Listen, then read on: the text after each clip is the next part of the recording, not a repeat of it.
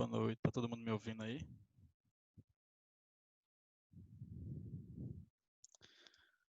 Estão todos me ouvindo? Beleza. Então, a gente vai começar a corrigir as questões, certo? Dessa vez a gente vai mudar um pouco, porque a gente vai corrigir todas, então vai demorar um pouco também. A gente vai começar pela prova não, né? Pela revisão que eu fiz de Emanuel e depois a gente vai para a de jovem, certo?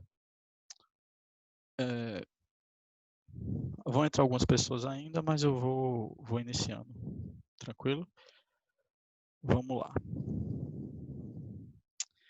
Vocês estão todos vendo a página da revisão, né? Só para tirar essa dúvida. Estão vendo os slides, né?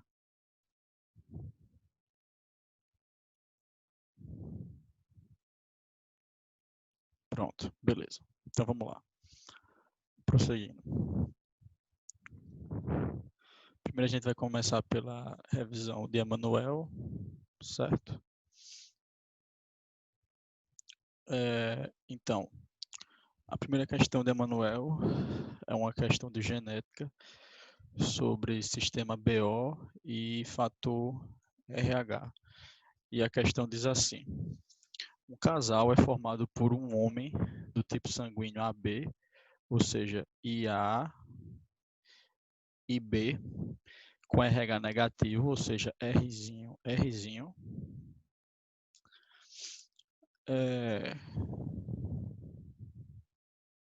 Perdão, RH positivo, né? Rzão, Rzinho. Tá falando que ele é heterozigoto. E uma mulher do tipo sanguíneo O, ou seja, Izinho, Izinho. E RH negativo, Rzinho, Rzinho. E aí ele pede para a gente analisar as assertivas, certo? A assertiva número 1 diz assim: nenhum filho desse casal terá o mesmo tipo sanguíneo de um dos pais. Tá, isso é verdadeiro. Por quê? Porque um pai é AB e o outro pai é O. A única forma de existir um indivíduo O é com a homozigose recessiva, ou seja, o Izinho, o Izinho. E o AB é um caso de codominância, IA e B. Como a gente só consegue retirar de cada pai um gene, na verdade essa criança, no fim das contas, ela só vai poder ser do tipo sanguíneo A ou do tipo sanguíneo B, certo? Acho que ninguém teve dúvida nisso, né? Vamos lá. A 2 fala assim: para doações de sangue, em relação somente ao tipo sanguíneo ABO e ao fator RH, o homem do casal é doador universal e a mulher é receptora universal. É o contrário, certo? Essa informação está invertida. Tranquilo? O O, que é o doador universal, e o AB, que é o receptor. Tranquilo? A 4 diz assim: a probabilidade desse casal gerar um filho do sexo masculino com tipo sanguíneo A e fator RH positivo é maior do que 20%. Tá, então, a gente faz essa probabilidade. Primeiro a gente faz para o sistema BO, que vai ficar um cruzamento do seguinte tipo: Iazão, Izão A, Izão B versus Izinho, Izinho. Isso vai dar uma chance de 1/2 de ser do tipo A, certo? E depois a gente faz uma probabilidade para o fator RH, que vai ser um Rzão, Rzinho, o RH positivo, versus um Rzinho, Rzinho. E aí, quando a gente faz essa probabilidade, a gente vai ver que ele tem mais 1/2 de chance de ser RH positivo. Então, para satisfazer o genótipo que eles perguntam, a gente tem uma probabilidade de 1/4, certo? Isso já dá 20%. Só que a gente também tem que multiplicar o fator sexo, que é ser homem, que é mais 1/2. Então, isso daria 1/8, certo? Que é menor do que 20%, visto que 1/4, na verdade 1/4 é 25%, perdão, 25%, só que a gente diminuiu essa probabilidade pela metade, a gente chegou ao 12,5%, certo? Então, a alternativa 4 está falsa. A alternativa 8 diz: em caso de gravidez, a mulher desse casal não precisará fazer prevenção para eritroblastose fetal, certo? Vocês lembram como é eritroblastose fetal?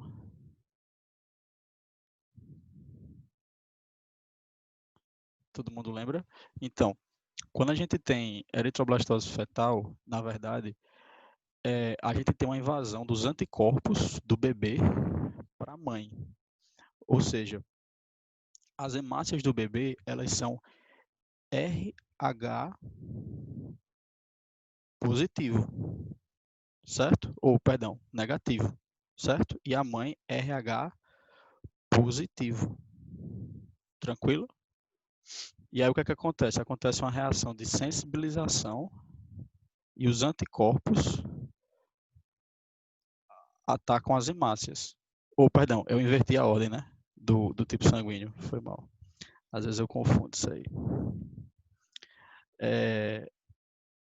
Na verdade, as hemácias do bebê são positivas, as hemácias da mãe são negativas, e a gente tem um pai necessariamente positivo para o filho poder nascer positivo. Então, só recapitulando, certo? A gente tem uma mãe negativa, um pai positivo e um bebê positivo, certo?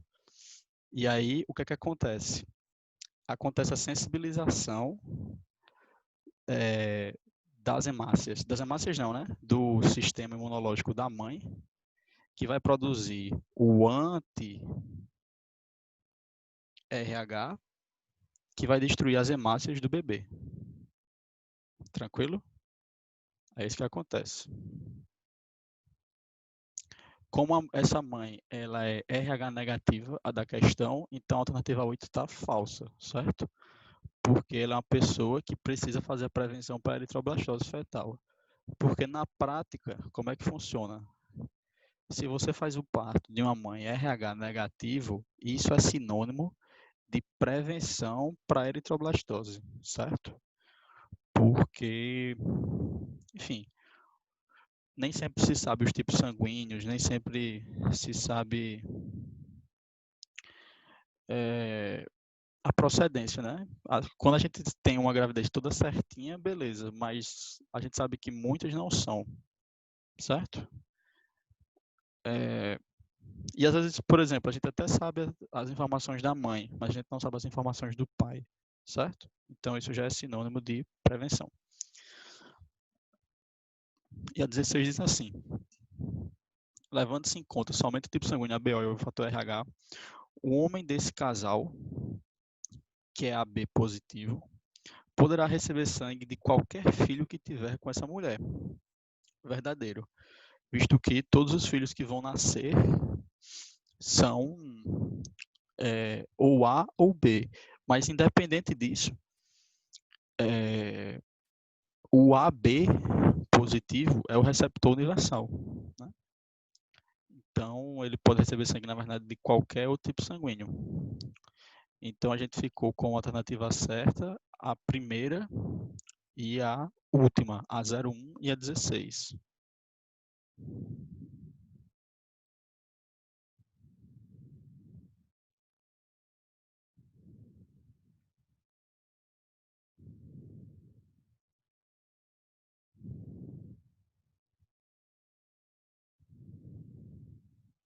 Tudo bem aí?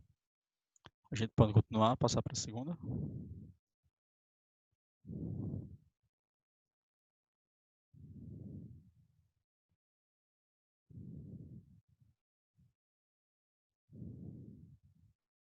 Beleza. Segunda questão. A segunda questão mostra esse heredograma, né? E aí, ele pede para a gente analisar o padrão hereditário dessa doença e afirmar com certeza que, primeira coisa, eu não coloquei o texto dessa questão, mas afirma para mim aí, vocês que estão olhando a live. no texto dessa questão diz que essa é uma herança que não é autossômica, não é assim? Ela diz a herança não é autossômica, não é assim?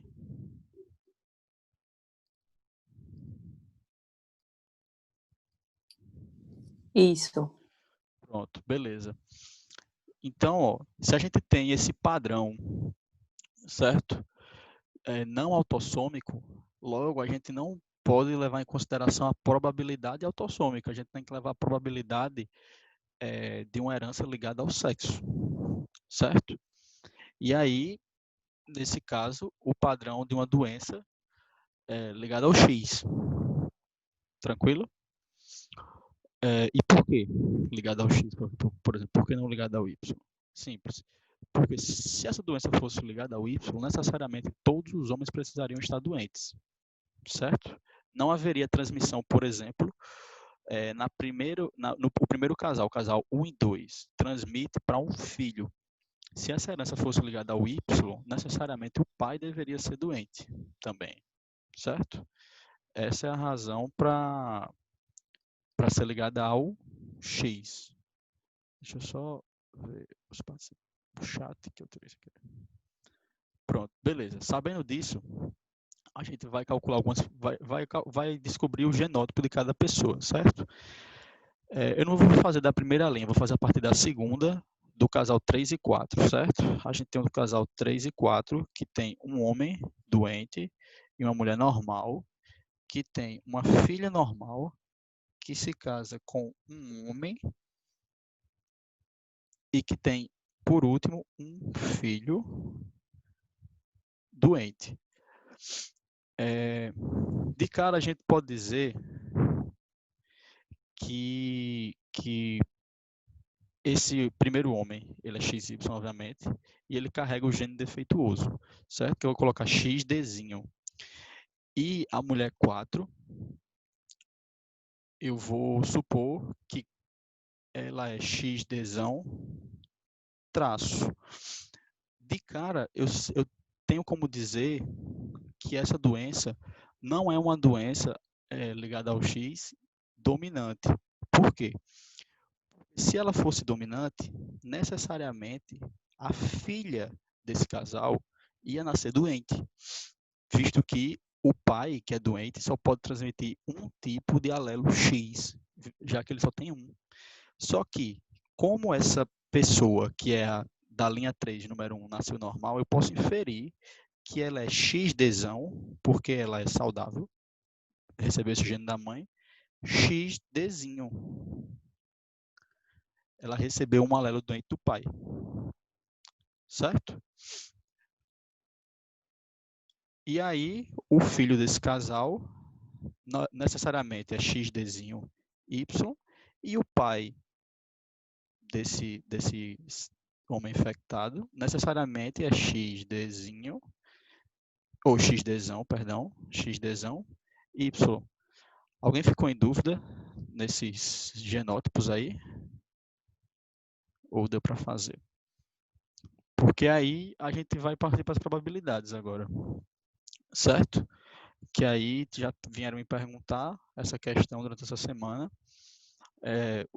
Eu vou logo ler o gabarito, porque tudo aqui é probabilidade, certo? Tudo aqui é probabilidade.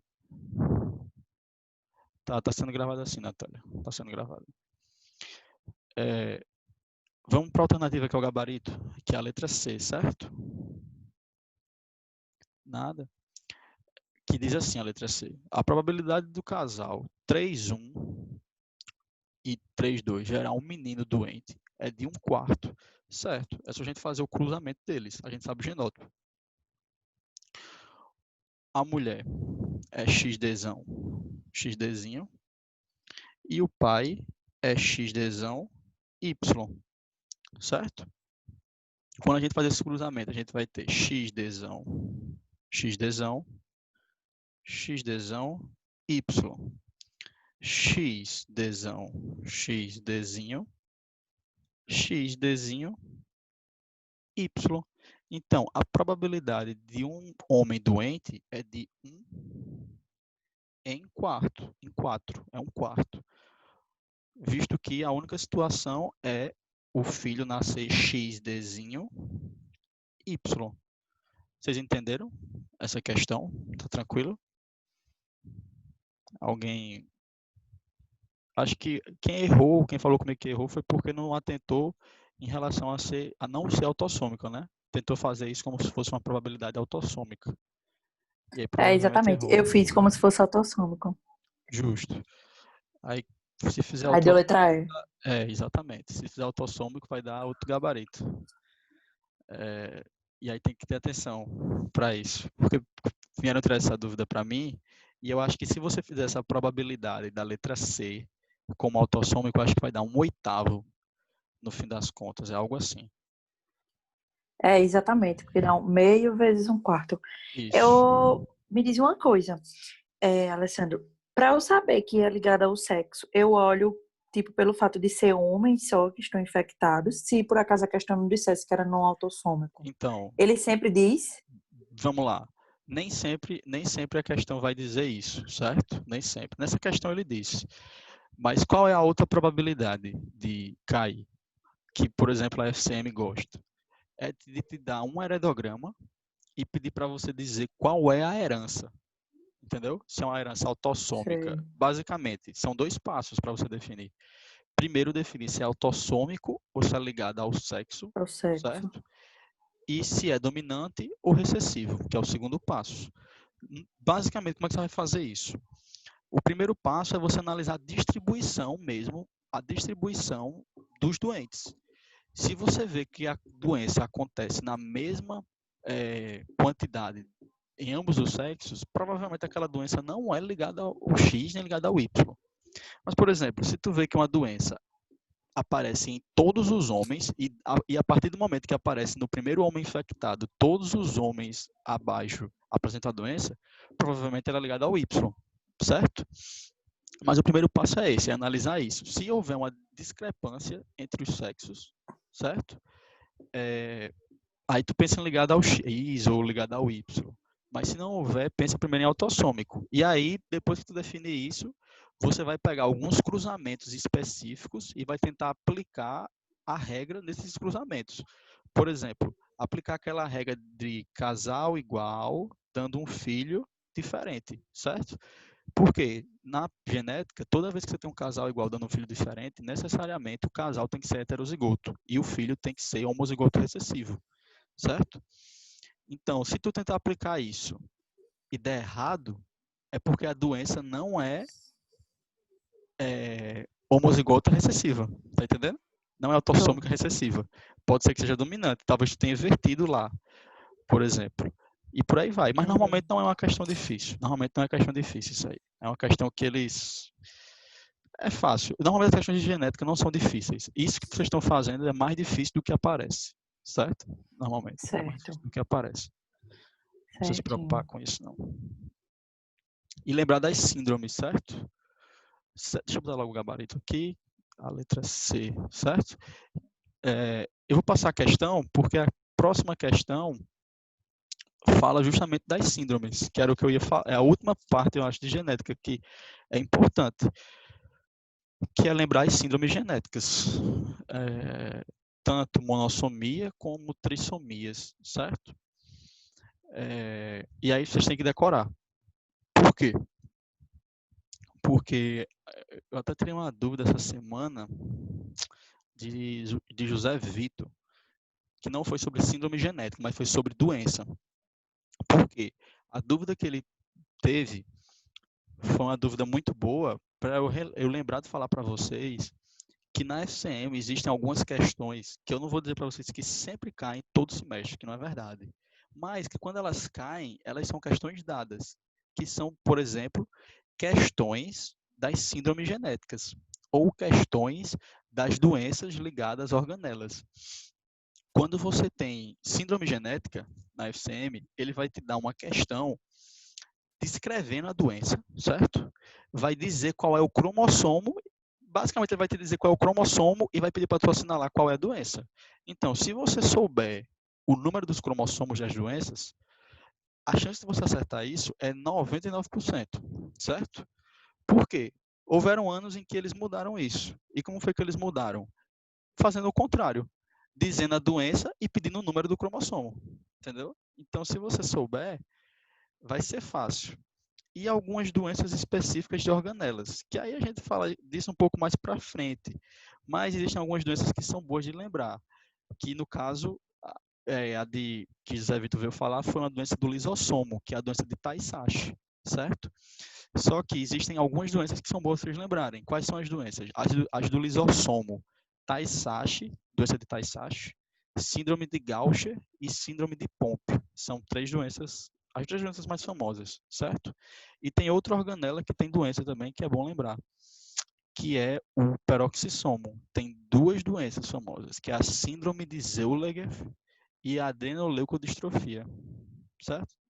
Normalmente não foge dessas 4 ou 5 doenças, não. Tranquilo? E aí, ó, nessa questão ele fala de síndrome de Turner e síndrome de Down. Eu tentei colocar o simples da mesma forma que isso é cobrado simples para vocês. Ele pergunta o que é, ou ele diz o que é e pergunta como é que isso ocorre, né?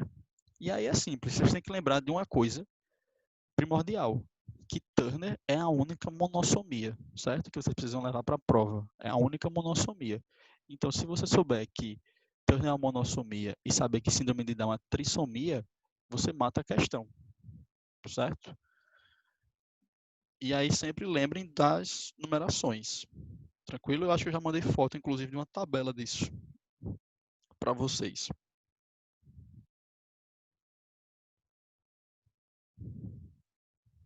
Alessandro, Opa.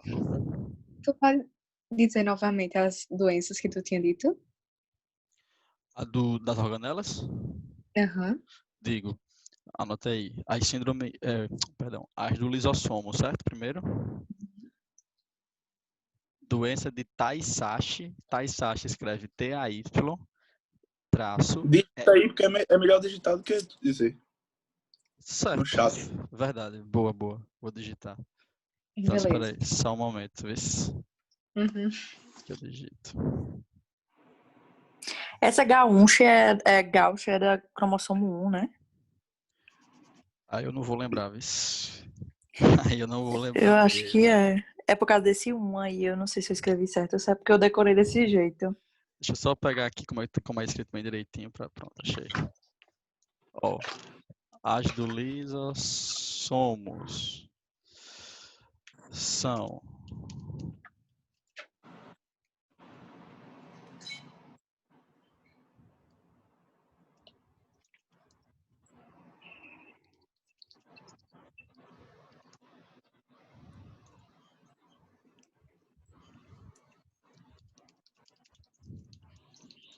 certo? Ah, beleza. Aí eu vou escrever a do peroxissomo agora. Eu sei que é difícil esse nome. É isso mesmo. Ei, a dica que eu posso dar pra vocês é isso daí, do Gaucher. Aí a pessoa bota Gaucher, aí já sabe que é do cromossomo 1. Eita, gostei. Porque tem que saber esses cromossomos. Ah, Camila, eu tenho um negócio desse aí que o professor falou. É porque eu não tenho decorado todos, mas assim, Patal, que é PT, aí você lembra de 13.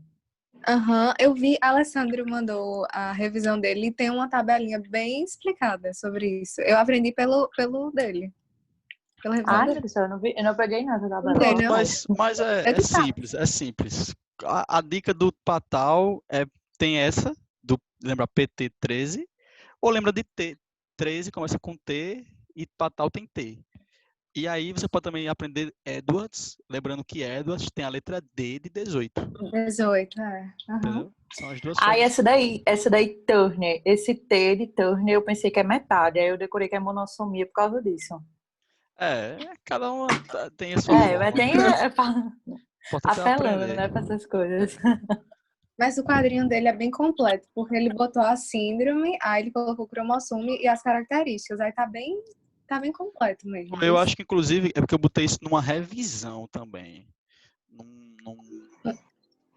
Eu encontrei no grupo. Mas de qualquer forma, eu vou tirar até uma foto da tabela que eu tenho aqui e mando no grupo já já. Certo? Pronto, eu aceito. Pronto, Eu quero beleza. também. Que Vamos você... passar, beleza. Na hora, eu mando na hora, sem problema. Vamos lá, vou passar para 4, certo? Que é mais uma de genética. Ninguém ficou com dúvida não, né? Nessa 3, eu acho que é bem tranquilo, né? Só decorar a tabela. Tem que decorar aquela tabela. Uhum. Beleza? Vamos lá. Questão de número 4. A questão de número 4 diz assim: em certa espécie vegetal, a cor das flores é determinada por um par de alelos, entre os quais não há dominância. Ou seja, é um exemplo de herança intermediária, codominância, como quiser chamar, que são até conceitos que se confundem às vezes, né? Mas não há dominância. E o jornalista fez o seguinte cruzamento de plantas. Primeiro, ele cruzou planta vermelha com a flor vermelha, com plantas que têm a flor rosa. Depois, ele cruzou flor vermelha com flor branca, flor rosa com flor rosa e flor rosa com flor branca. O que é importante a gente entender disso aqui? É que quem for vermelho vai ser Vzão, Vzão. Quem for rosa vai ser Vzão, Bzão. O B eu estou atribuindo a cor branca, certo? E quem for branco vai ser Bzão, Bzão. Tranquilo? É isso que a gente precisa entender.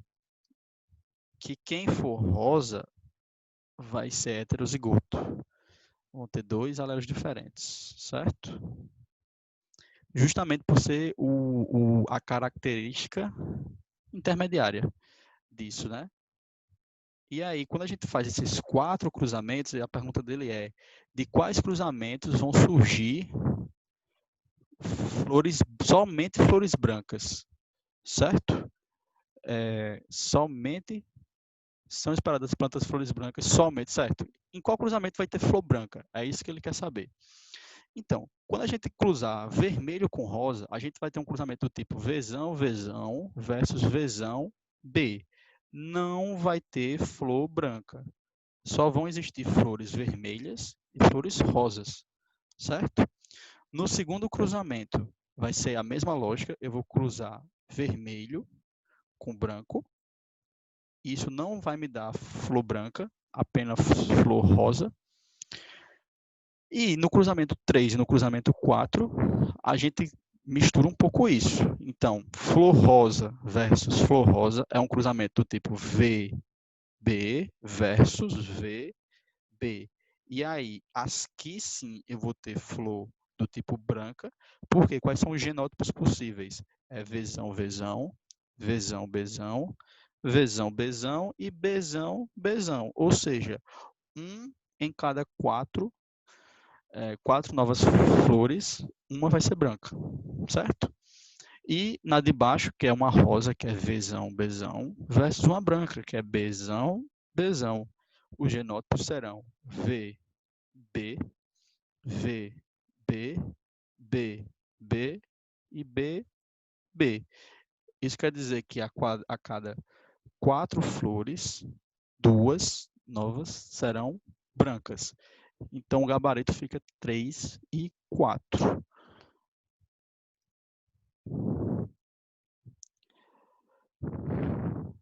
Ronaldo, essa de Gaucher não é do lisossomo? É do lisossomo. Olha, eu digitei, ó, lisossomo. Doença de Try não, viu, galera? É Tai, perdão. No lugar desse R é um H, certo? Tay-Sachs, síndrome de Gaucher e síndrome de Pompe. São as 3 doenças do lisossomo. E síndrome de Zellweger e adrenoleucodistrofia são as doenças do peroxissomo. Tranquilo? Só para não ter dúvida. Beleza, Ronaldo? E em relação a essa questão, todo mundo entendeu qual é a lógica dela? É um exemplo de herança intermediária, certo?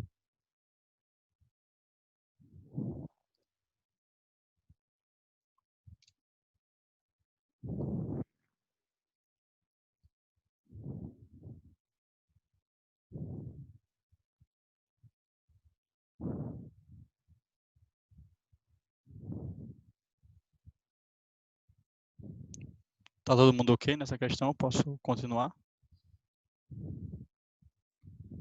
Por mim, sim. Beleza.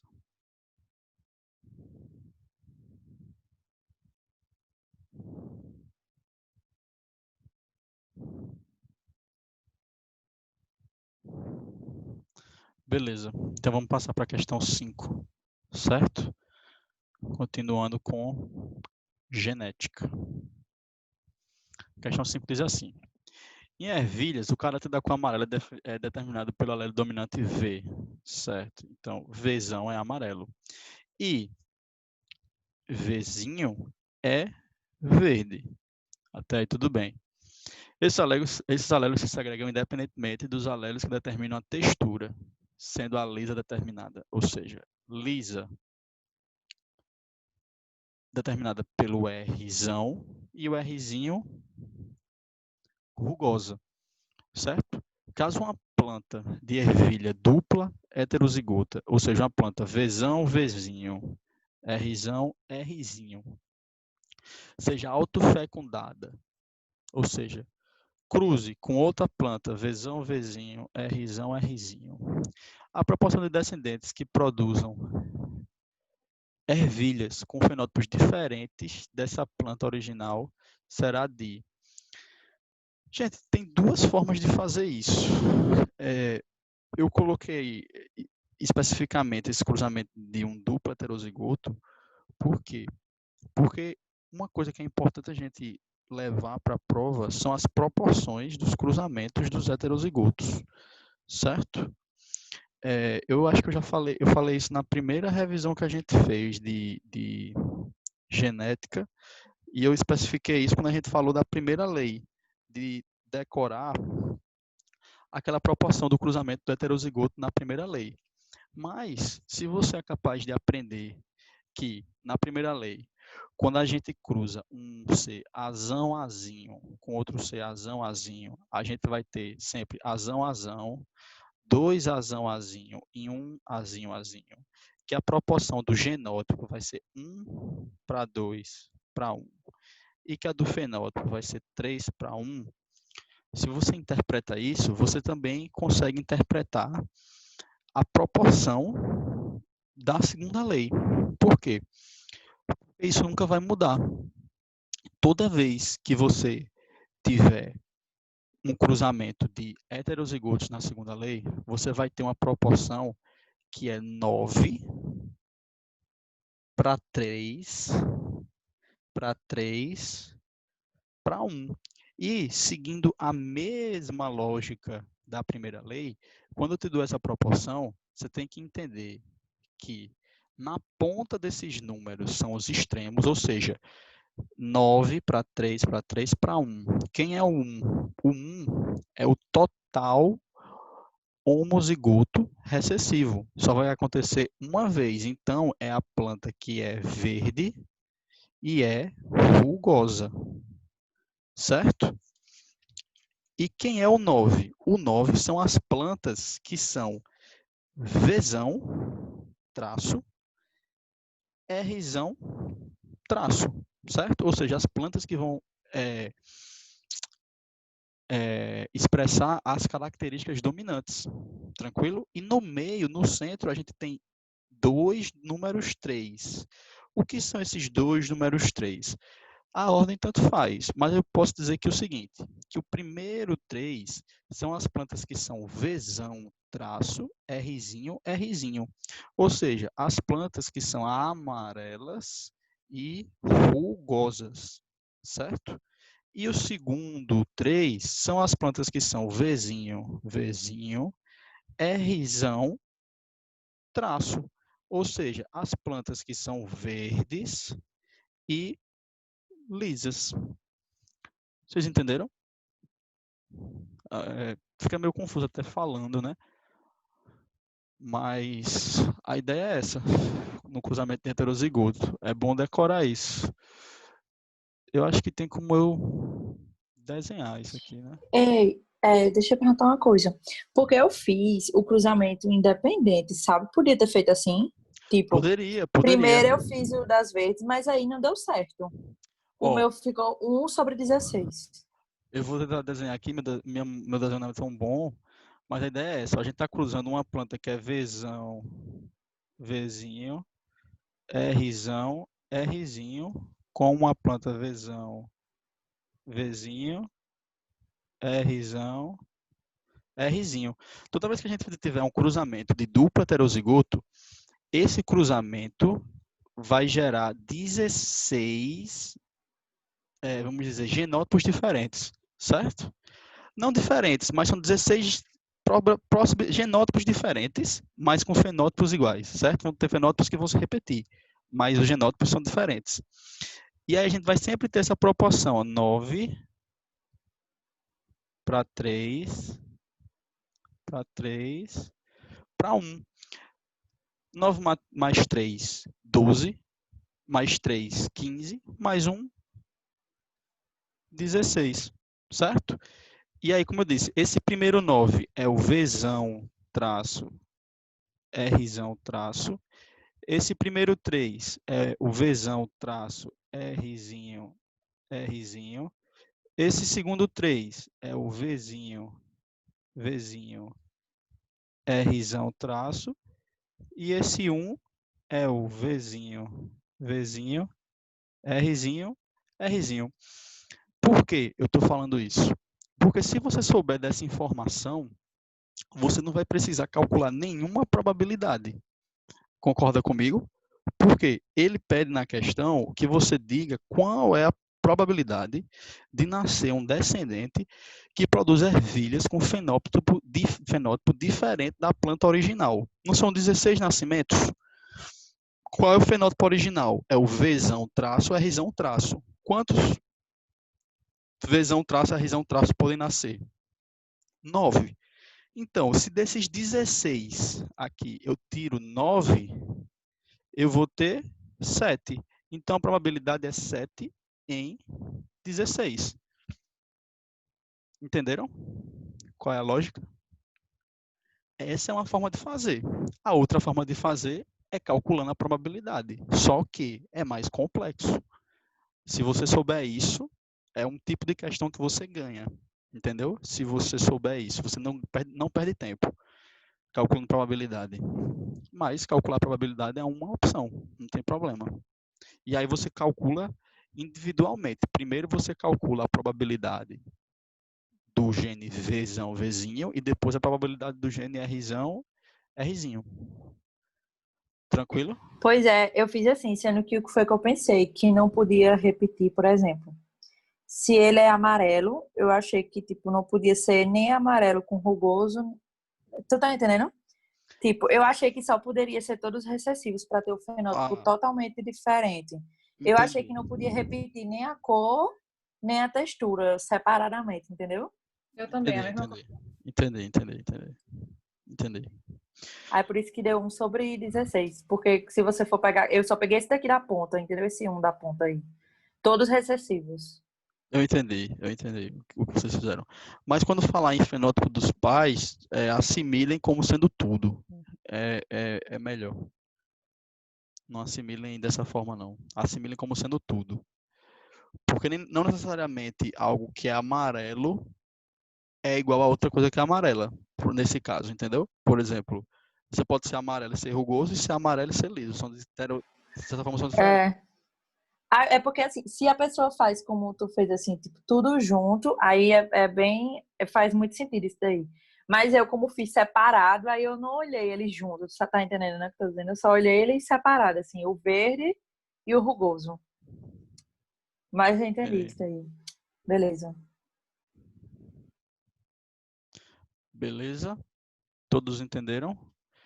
Eu vou limpar os desenhos, certo? Ou alguém está anotando?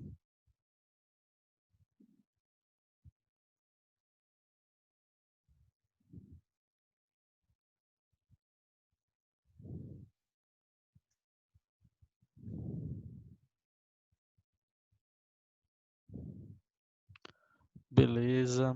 Vou passar, certo? Questão número... Vou limpar, na verdade, né? Tem que limpar. E passar para a questão número 6.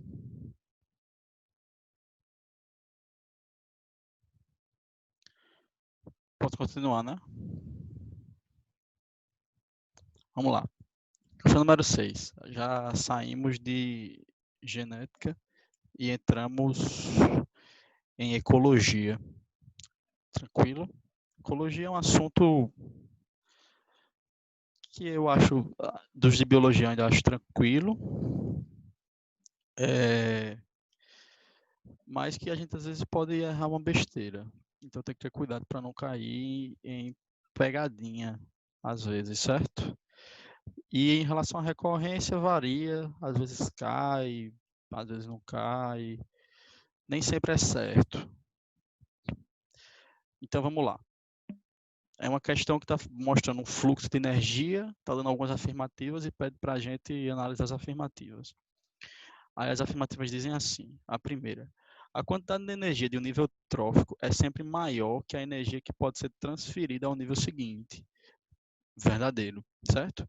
Uma coisa que vocês têm que lembrar: o fluxo de energia é decrescente, certo? É sempre decrescente. Então, a energia de uma cadeia alimentar é maior no início, sempre, certo? A 2 diz assim, que a energia dissipada de um nível trófico na forma de calor pode ser aproveitada pelo nível trófico seguinte. Falso, certo? Nenhuma energia utilizada pode ser aproveitada. 3 diz, em uma cadeia alimentar, a quantidade de biomassa dos produtores é sempre maior do que a de todos os consumidores. Tá, isso é verdade. Beleza? Por quê? Pensa, um consumidor primário, vamos dizer, um herbívoro, para ele alcançar a fase adulta dele, enfim, alcançar o pleno desenvolvimento dele. Imagina o consumo de planta, por exemplo, dos produtores que ele teve que fazer, certo? E depois tenta analisar nos consumidores secundários ou terciários quantos animais eles precisaram matar para poder chegar nesse mesmo patamar de desenvolvimento. Não é proporcional. Outra forma simples também de pensar nisso é você pensar no mundo em si. No mundo em si existe mais planta, vamos dizer assim, mais planta ou mais animal? Existe mais planta, né? Se você analisar friamente. E Ei, faz sentido. rapidinho, só um Hum, parênteses. É porque nessa daí, eu marquei que essa daí tava falsa, tanto essa como a 4. Eu fiquei até sem gabarito. Porque eu pensei que lembrava da aula que o professor tinha falado, por exemplo, nos ecossistemas aquáticos, certo? Tem mais zooplâncton do que fitoplâncton. Aí, no caso, ela seria invertida. E aí ele disse que é, sempre vai ser maior. Aí foi por causa desse sempre, tanto dessa 3 quanto dessa 4, que eu achei que estava errada. certo, beleza. Vou falar um pouco sobre isso. Sobre biomassa, né? Assim, o que é biomassa? É a quantidade, na verdade, o que se altera é a pirâmide, né? De biomassa. Na pirâmide de biomassa, isso se altera, né? E a pirâmide de biomassa leva em consideração a quantidade da biomassa de cada nível trófico por unidade de área. Então, se você parar para analisar dentro da pirâmide, eu acho que essa colocação é justa, certo? Só que quando ele fala a palavra biomassa, fora da pirâmide, eu acho que talvez não seja tanto assim. Mas na pirâmide porque você está analisando por uma unidade diária. Eu penso dessa forma. Entendeu? Tem duas variáveis. Porque se você analisa a pirâmide de biomassa, realmente, no caso do fitoisoplâncton, essa pirâmide é invertida, né? A base é mais estreita, né? E o centro da pirâmide é mais largo. Eu concordo com você. Mas Pois é, eu me peguei mais por causa eu desse concordo. sempre aí. Se não tivesse esse sempre, eu até tinha, sabe? Eu Mas como concordo, tinha eu esse sempre, eu concordo. fiquei meio assim. Eu concordo com você. E eu não acho que você, por exemplo, o gabarito vai dar essas duas, né? Quer ver? Isso mesmo. Mas eu não discordo do seu pensamento, entendeu? Só que o que já me argumentaram foi o fato de analisar a unidade da área, certo? Entendi. Só que eu entendo o seu Certo. raciocínio Porque no 100%. caso aí ele fala em uma cadeia alimentar, né? E não uma pirâmide. Justo, justo. Porque ele tá exatamente isso, porque ele está falando uma cadeia alimentar, ele não está falando uma pirâmide. E a forma de analisar uma pirâmide é diferente, porque a pirâmide ela precisa de outras variáveis, tá entendendo? Ela Entendi. usa outras variáveis além da cadeia. Mas eu não acho errado também o pensamento. Não acho errado. Não acho errado. Beleza. Beleza? E inclusive foi bom você ter tocado nesse assunto, porque É bom vocês lembrarem. É a única exceção na pirâmide de biomassa. É a única pirâmide que a base é estreita. É a pirâmide de biomassa do fito e do zooplâncton. Certo? Beleza. Então já está o gabarito aí na tela para vocês. Alguém tem alguma colocação? Alguma dúvida? Lembre dessa exceção. Eu nunca vi cair essa exceção, mas eu tenho anotado ela, inclusive, no meu caderno. Tu pode repetir A1 rápido? Que eu A, cheguei a falar. primeira alternativa ou a primeira questão? Hein, Zé Vitor? A primeira questão. Beleza, a primeira questão. Faz o seguinte, eu vou terminar e no final das 10 questões de Emanuel, aí eu volto para a primeira. Beleza? Para não perder o fio da meada.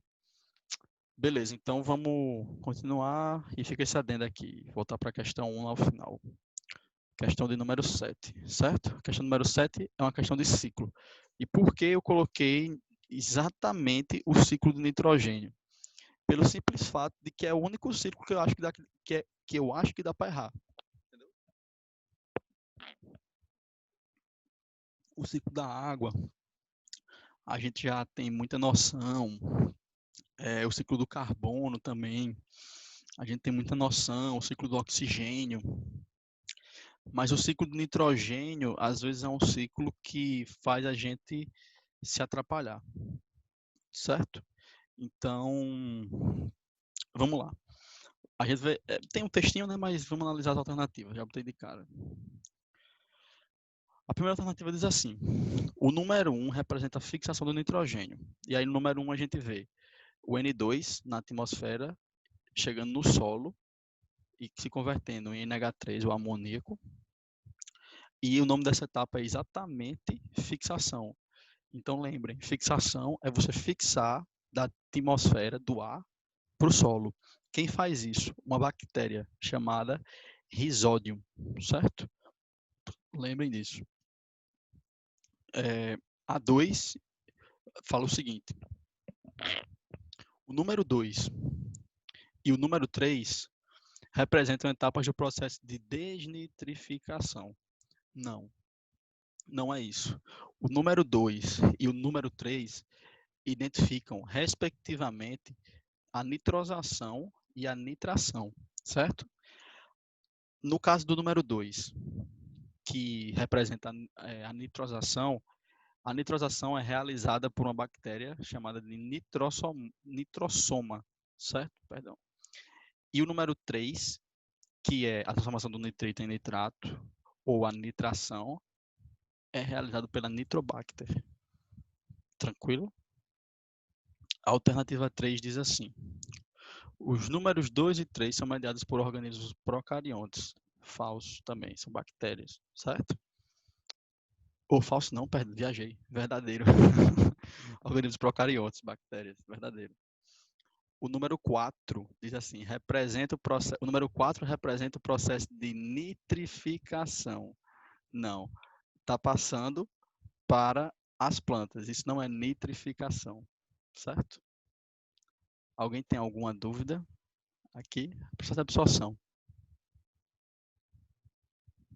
O gabarito ficou 1 e 3, né? Perdão aí pela essa confusão aí no meio do caminho. Mas vocês entenderam direitinho as etapas? Do 1 ao 4, certo? Fixação, nitrosação, nitração e absorção. E as bactérias na ordem, do 1 ao 4. Rhizodium, nitrossoma e nitrobacter.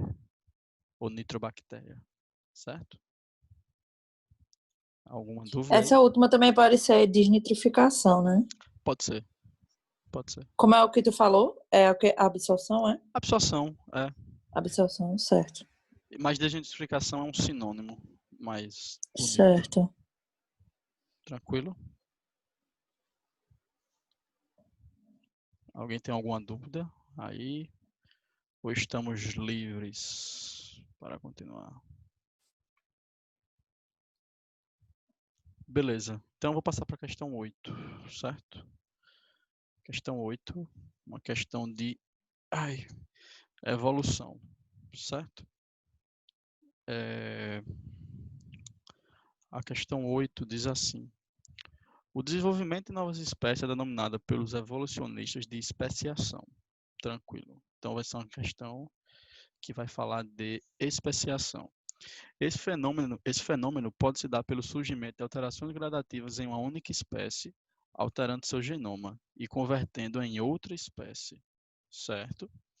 Alternativamente, quando duas populações... Licença. Estou fazendo live aqui.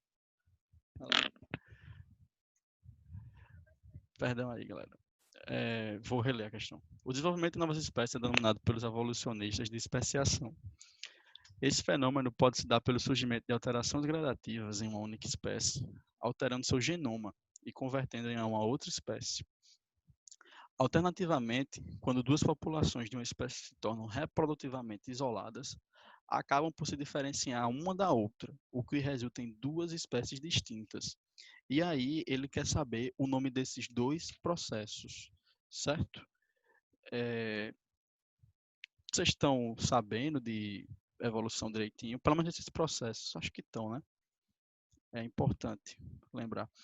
Uma coisa que eu não sei, que eu às vezes senti falta, eu não sei se vocês já viram, mas é bom ver, são aquelas teorias evolucionistas. Uma ou vez ou outra já caiu aquilo, certo? Então é bom lembrar, pelo menos do básico, daqueles experimentos, certo? Porque, enfim, às vezes pode cair, tá bom? Sobre a questão especificamente. Basicamente é para a gente classificar, né? E aí, esse primeiro processo a gente pode classificar ele como anagênese, certo? O que é anagênese? Anagênese é quando a formação de uma nova espécie a partir de outra espécie após mudanças ambientais. É só isso. É uma espécie que se transformou em outra espécie por mudar de ambiente, certo? É só isso. E foi o que ele descreveu.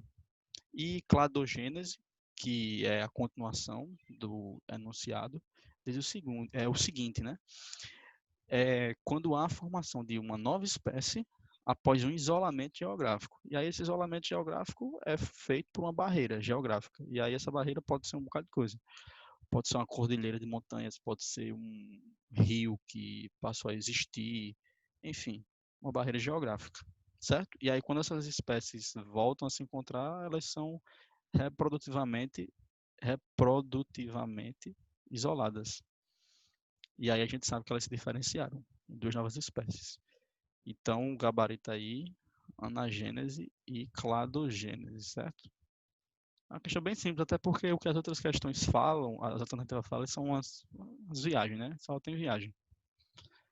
É só mais para revisar esses conceitos. E se vocês puderem também, deem uma lida. As ideias evolucionistas eu imagino que vocês estão por dentro, né? Mas saibam daquelas teorias, é bom. Criacionismo, evolucionismo, panspermia, saber o que é a biogênese, saber quem defendeu o quê.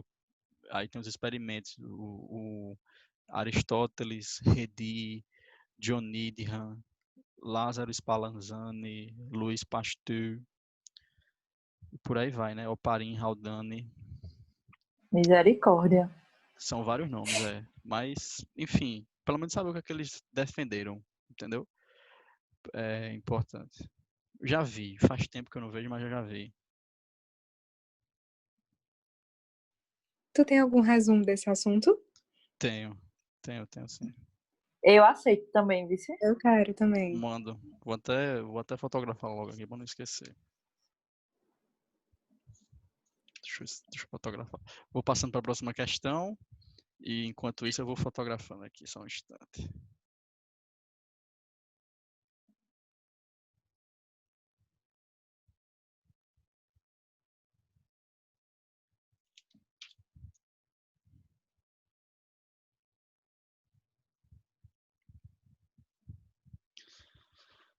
Beleza.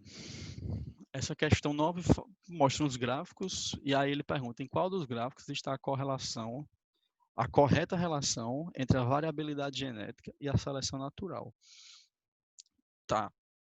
Eu não sei se vocês tiveram dúvida, mas eu vou dar o gabarito logo de cara, a letra A, para eu poder discutir com vocês. Por quê? É simples. Porque o processo de seleção natural, em algum momento, vai selecionar as características mais adaptadas àquele momento. Dessa forma, os seres vivos que não apresentam aquela característica, aos poucos, vão desaparecendo. Então, a gente vai proporcionar uma diminuição da variabilidade genética na população em geral. Quanto mais forte for a pressão seletiva, certo? Ou seja, o fenômeno que está selecionando aqueles indivíduos. Por isso que o gráfico é a letra A. Alguém tem dúvida aí? Ou tá tranquilo?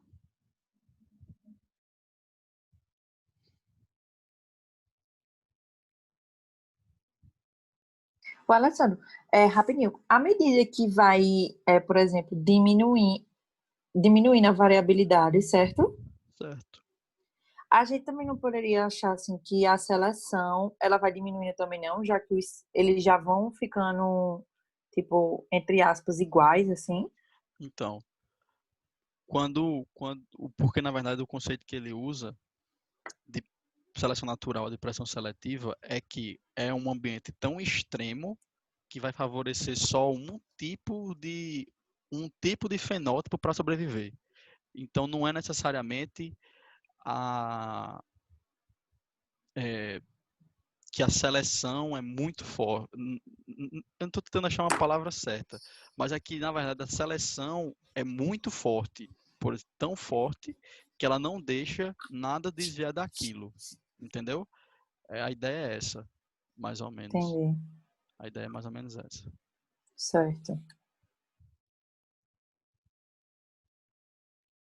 Por isso que ele usa até o conceito de pressão nos gráficos. É realmente pressionar a existência de um fenótipo em especial.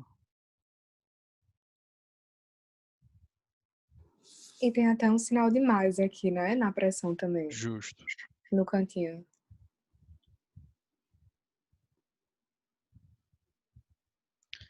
Exato.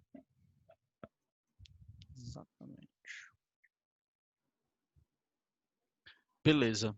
Vamos continuar. Questão de número 10. A última questão de Emmanuel, certo? Que diz assim: a teoria sintética da evolução, também conhecida como neodarwinismo, apresenta. Ele quer que a gente basicamente diga a diferença da teoria sintética da evolução do neodarwinismo para o darwinismo. E o que é isso?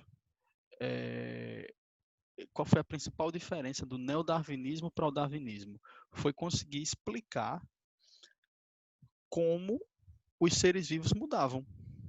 Por exemplo, Darwin, ele foi uma pessoa que conseguiu enxergar a seleção natural e ele foi uma pessoa que conseguiu enxergar que a seleção natural, que os seres vivos passavam as suas características para as gerações seguintes. A única coisa que Darwin não conseguiu fazer foi explicar como isso acontecia. E é exatamente isso que o neodarwinismo faz. O neodarwinismo veio para completar o darwinismo, simplesmente porque consegue explicar como acontece a variabilidade genética. Ou seja, ela associa a evolução com a genética, certo? Então, basicamente, o neodarwinismo diz que um ser vivo que apresenta uma característica primária vai sofrer mutações e recombinações gênicas, e isso vai gerar variabilidade, e a partir da variabilidade, a seleção natural que Darwin já enxergou vai selecionar os mais aptos. É isso, certo? Então, sobre o neodarwinismo apresenta a origem da diversidade das características a partir das mutações genéticas e da recombinação gênica, gabarito, certo? É exatamente isso. Tranquilo? Alguém tem alguma dúvida sobre neodarwinismo, ou Darwin, ou Lamarck, que são as principais ideias evolucionistas? Uma questão que eles gostam de colocar às vezes é colocar frases e pedir para vocês assinalarem. Por exemplo, a frase 1 é uma frase que se aproxima do lamarquismo, a frase 2 se aproxima do darwinismo, a frase 3 se aproxima de não sei o que, e por aí vai, entendeu? Já vi isso. Mais tranquilo? Acho que tá tranquilo, né? Eu vou voltar para a primeira questão para responder Zé Vitor, certo? Não esquece do resumo, não. Esqueci não, já fotografei a parte da... já Pronto, fotografei. tem todos os conceitos, né, das teorias, né? Tem sim. Pronto, certo. Deixa eu até pegar a folha que eu já escrevi. Viu? Tá prestando atenção aí, Zé Vitor? Tô, dale. Pronto, se liga. Uhum. A gente tem um casal, certo? Que o homem é AB positivo e a mulher é O negativo. Ou seja, os genótipos dele, respectivamente, IA e B, Rzão, Rzinho, a questão disso que é um heterozigoto, e da mulher, Izinho, Izinho, Rzinho, Rzinho. Beleza. E aí a gente analisa as alternativas. Nenhum filho desse casal terá o mesmo tipo sanguíneo do dos pais. Isso é verdadeiro. Por quê? Porque os filhos só poderão nascer do tipo A ou do tipo B, certo? Eles não poderão nascer nem AB nem O, já que eles só podem receber um gene do pai e um gene da mãe. Então não tem como eles nascerem O ou AB, certo? Então a primeira está certa. A segunda fala que para as doações de sangue em relação somente ao tipo sanguíneo ABO e fator RH, o homem do casal é o doador universal e a mulher é a receptora universal. É o contrário. A mulher é a doadora universal e o homem é o receptor universal. Certo? Então tá errada, 2. A 4 diz que a probabilidade desse casal ter um filho do sexo masculino com tipo sanguíneo A e fator RH positivo é maior do que 20%. Tá, isso está falso. Eu já fiz aqui essa probabilidade. Fica da seguinte forma. Quando a gente calcula a probabilidade dele ser do tipo A, ele tem 1/2 de chance. Quando a gente calcula a probabilidade dele ser RH positivo, ele tem mais 1/2. Isso já daria 1/4, ou seja, 25%. Só que a gente precisa multiplicar por mais 1/2 para dar a probabilidade dele ser do sexo masculino. Ou seja, daria 1/8, que é 12,25%. Certo? Então é menos do que 20%, não é maior do que 20%. Por isso que está falso. A de baixo diz o seguinte, que em caso de gravidez, a mulher desse casal não precisa fazer a prevenção para a eritroblastose fetal. Isso é falso. Por quê? Expliquei aqui também. No caso da eritroblastose fetal, o cenário é uma mulher RH negativa, um pai RH positivo, tendo um bebê RH positivo.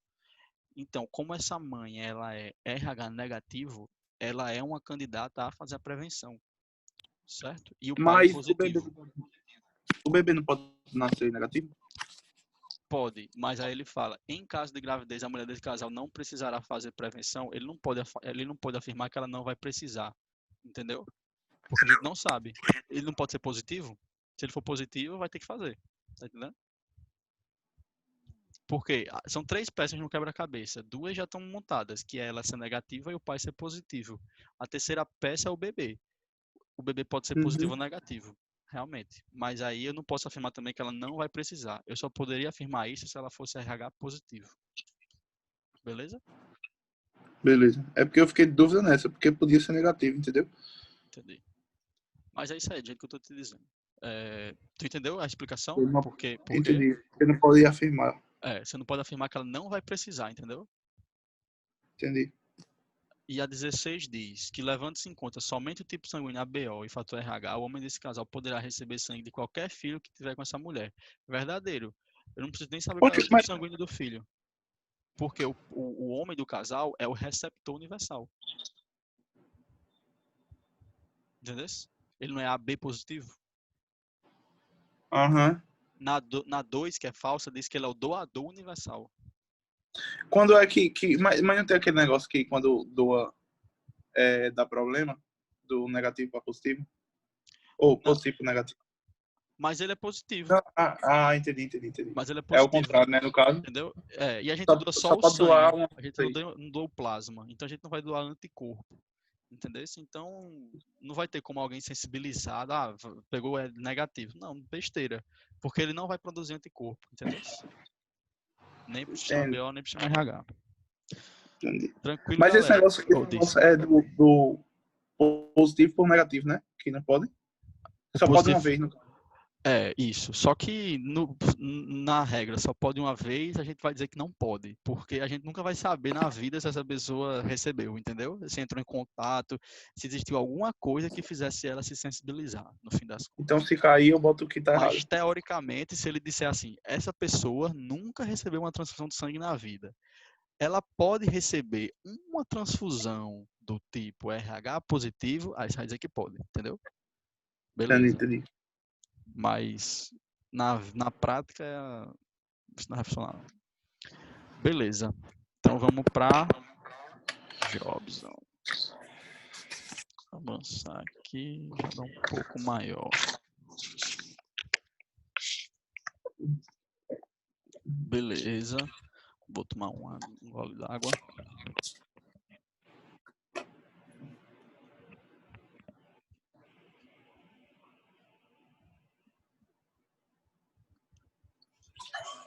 E aí, vamos para a parte de job.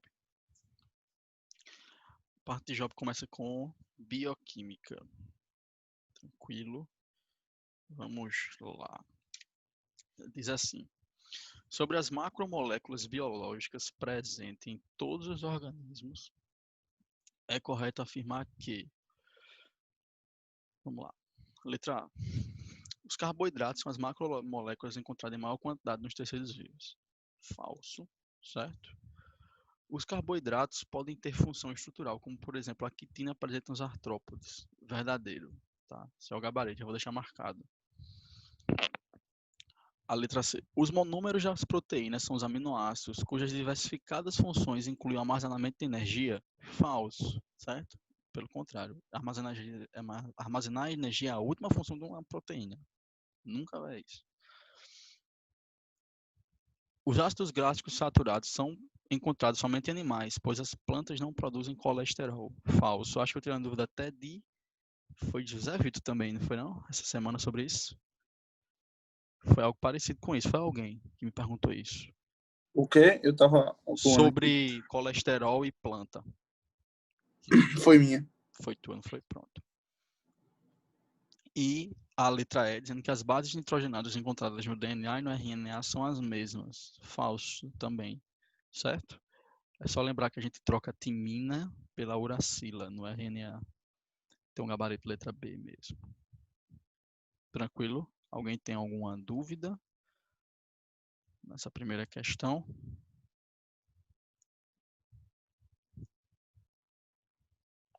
Ou não?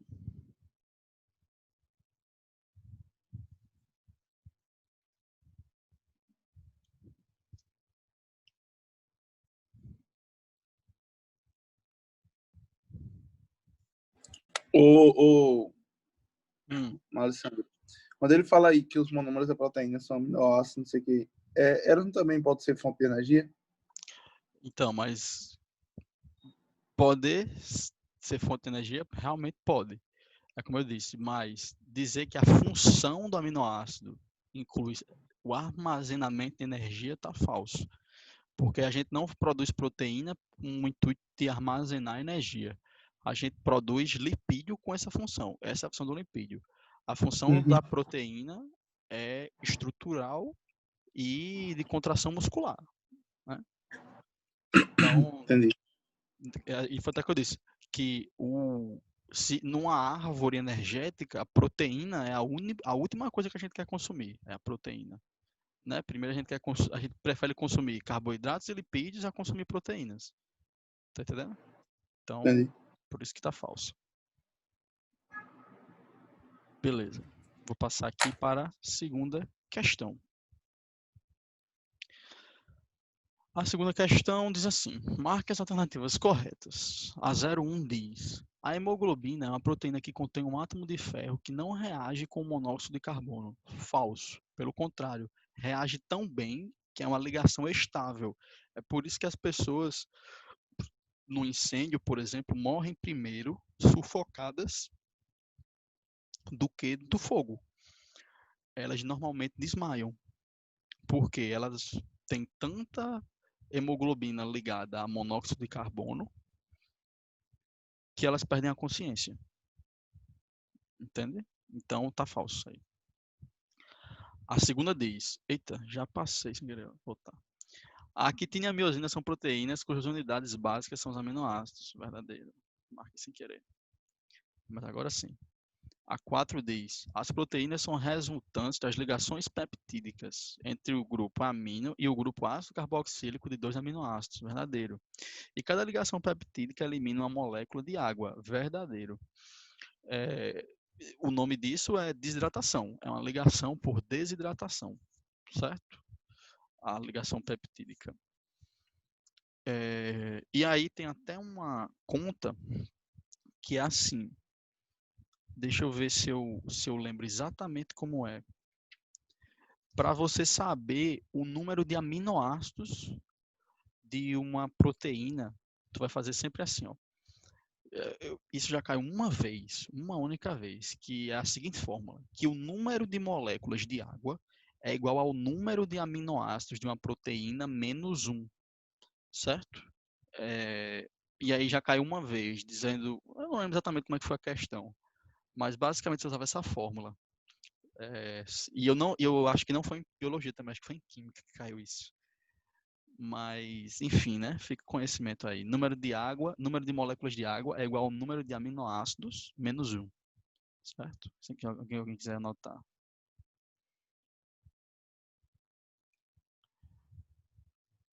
E a questão, a alternativa de baixo, diz assim: a fenilcetonúria se deve à falta da proteína fenilalanina, que transforma a tirosina em alanina. Não, não é isso. Não se deve à falta de uma proteína, se deve à falta de uma enzima, certo? Que não é a fenilalanina também.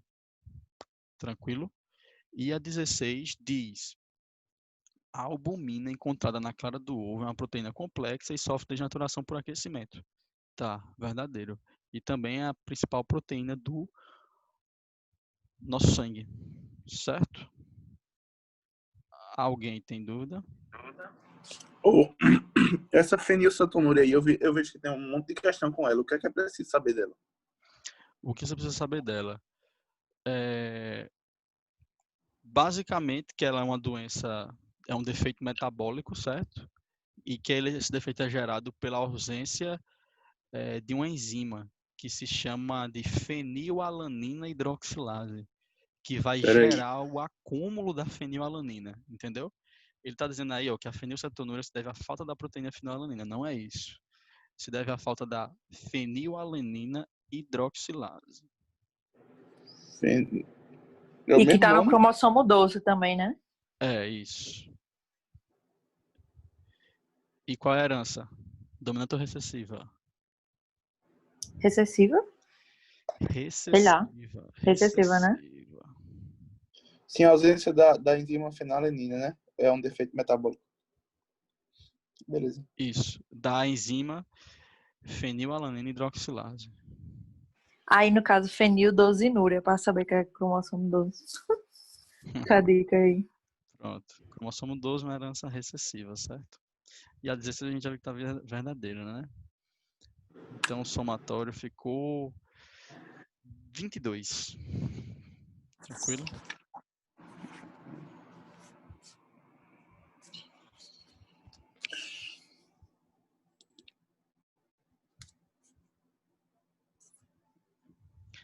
Continuando.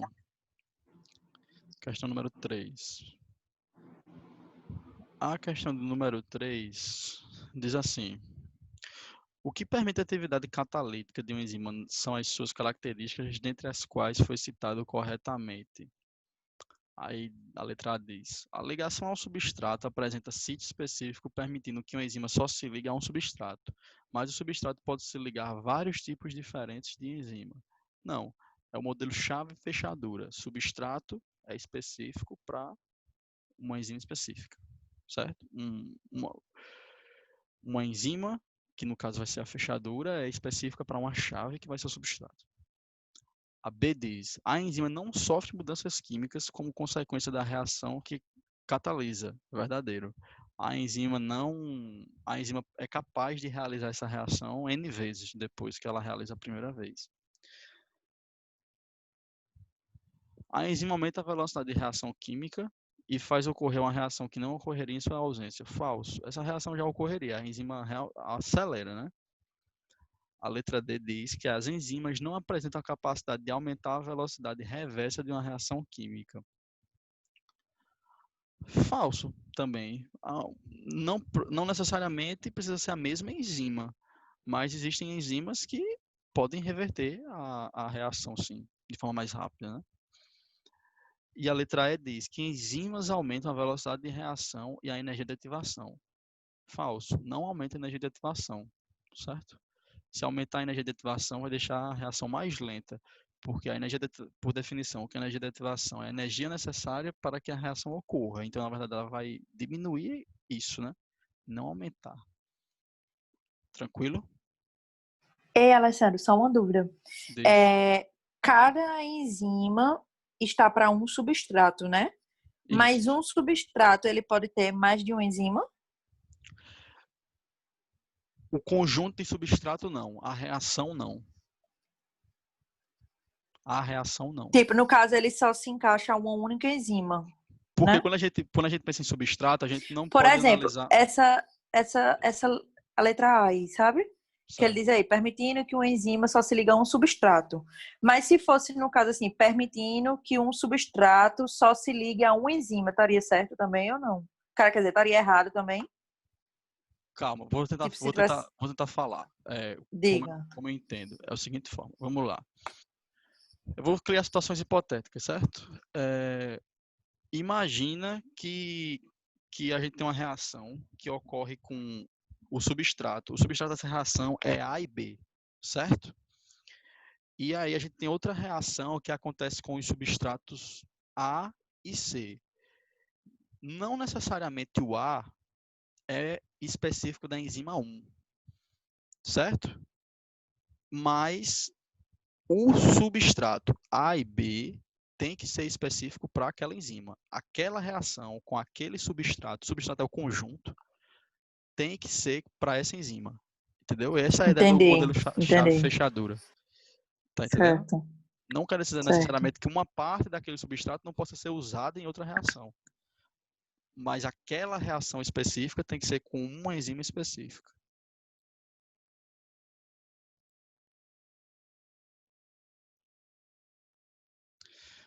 Beleza. Então vamos dar continuidade. Questão de número 4 da lista de Job. Diz assim: mostra uma foto carregando um carrinho de LDL e o outro carregando com HDL. E aí diz assim, a primeira assertiva: em geral, indivíduos com níveis elevados de LDL e níveis baixos de HDL são aqueles com menor risco de doenças cardiovasculares. Por quê?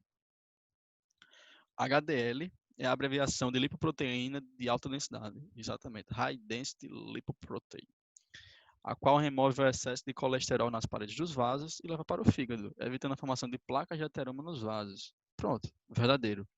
Então, a assertiva 1 está falso, é o contrário, né? Pessoas que têm níveis elevados de LDL e níveis baixos de HDL tendem a ter mais risco de doenças cardiovasculares. Então, a gente vai dizer que a seção 1 é falsa e a 2 é verdadeira. É a letra D de dado.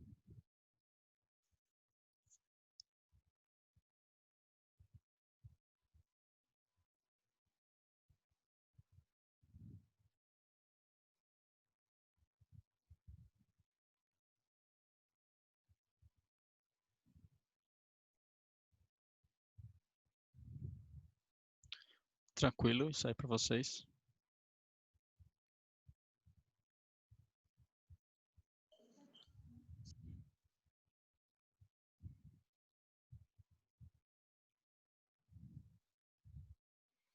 Beleza.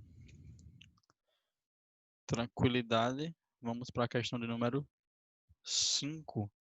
A questão número 5 diz assim: as organelas presentes em células eucarióticas que contêm enzimas oxidases responsáveis por decompor aminoácidos e lipídios, a enzima catalase responsável por livrar a célula de resíduos tóxicos, são denominadas de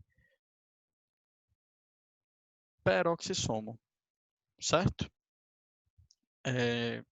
Essa questão aí é uma questão simples. Coloquei mais para vocês darem uma lida nas organelas, certo? E decorar as enzimas do peroxissomo. E o restante é bem simples, né? O restante é bem simples. Então, já estamos entrando em citologia. Tranquilo?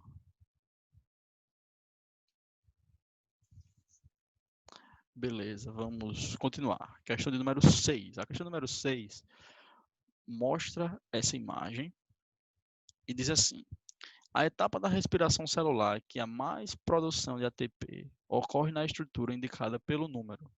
Letra A diz: número 1, que corresponde à membrana interna da mitocôndria. É exatamente isso aí. É o nosso GABA. Falando um pouco mais sobre respiração celular. Vou relembrar para vocês o que eu já disse que eu acho importante.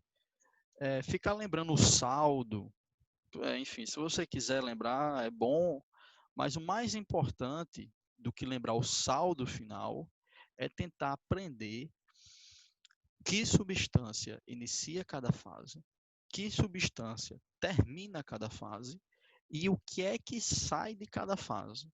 Por exemplo, quando a gente fala de glicólise, a glicólise ocorre no citosol. A glicólise inicia com a glicose e termina com 2 ácidos pirúvicos para cada glicose. E qual é o produto da glicólise? O produto da glicólise são 2 NAD+H2 e 4 moléculas de ATP, certo? Isso é fixo. Tranquilo? Então é disso que eu estou falando. E aí a mesma coisa quando a gente entra na mitocôndria e fala de ciclo de Krebs, que começa com ácido pirúvico e entra naquele ciclo, termina em ácido cítrico / ácido oxalacético. E o que é que vai sair desse ciclo? 2 moléculas de CO2, 3 NAD, 1 FAD e 1 ATP por molécula de ácido pirúvico, certo? Isso é importante. E quando a gente fala de cadeia respiratória, a cadeia respiratória se inicia com as moléculas de NAD e FAD acumuladas dos outros processos, certo? E o ápice dessa fase é a passagem dessas moléculas, ou a quebra dessas moléculas, liberando hidrogênio, que vão passar pela cadeia de citocromo e retornar para a mitocôndria, ou seja, passando pela membrana interna mitocondrial, né, através de uma proteína chamada ATP sintetase. E aí essa molécula, ATP sintetase, vai produzir a maior parte do ATP da cadeia respiratória, certo? E o que é significante no fim das contas, certo? E aí o saldo vai variar. Houveram tempos em que o saldo era 38, houveram tempos em que o saldo foi 36, houveram tempos em que o saldo foi 32. Hoje se diz que é 32, alguns dizem que é 30, outros dizem que é 28, vai dependendo, vai variando, certo? A gente nunca vai saber exatamente quanto vai ser. Então, se vocês quiserem aprender ou decorar, pega um do livro. Pega um livro recente de biologia e decora o que tem lá, que é melhor. Tranquilo?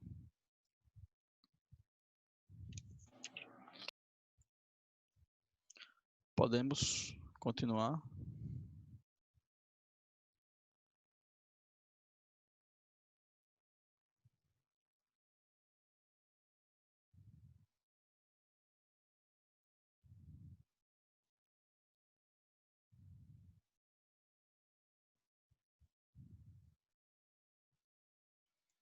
Beleza. Vamos dar procedência. Questão de número 7. Questão de número 7 mostra uma bicamada fosfolipídica E aí pede para a gente assinalar as alternativas. Em 1, a gente tem um fosfolipídio. Em 3, a gente tem uma proteína transmembrana. Em 2, a gente tem um glicocálice. Eu falei na ordem da foto, que vai ficar a alternativa letra B de bola.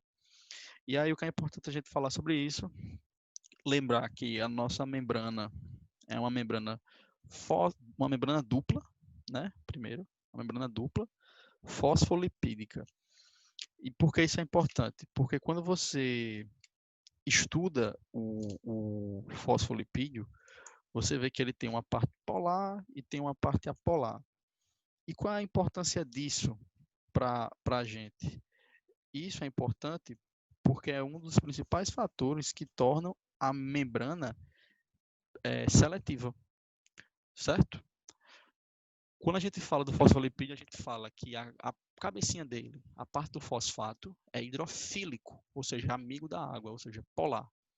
E as pernas dele, que são feitas de ácido graxo, são apolar, certo? E aí, basicamente, a gente tem essas proteínas transmembranas, que são as proteínas canais, carreadoras, permeases, como quiser chamar, que vão transportar substâncias específicas através da membrana, certo? E além disso, tem o exemplo do glicocálice. O glicocálice é um carboidrato, só existe na face externa da membrana, o glicocálice especificamente, e tem função de reconhecimento celular. Então, essas aí são as funções deles três.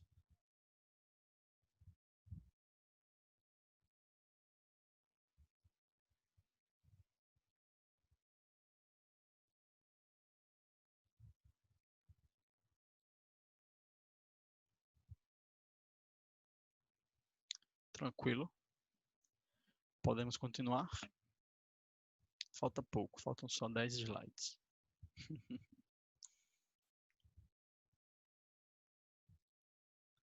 Beleza. Questão de número 8. Questão de número 8 fala exatamente de respiração celular. E diz assim. A etapa A representa a glicólise, verdadeiro. Uma molécula de glicose gera 2 moléculas de ácido pirúvico e também um saldo de 2 ATP, verdadeiro. O saldo de 2 ATP, no caso, ele está considerando a formação de cada ácido pirúvico, né?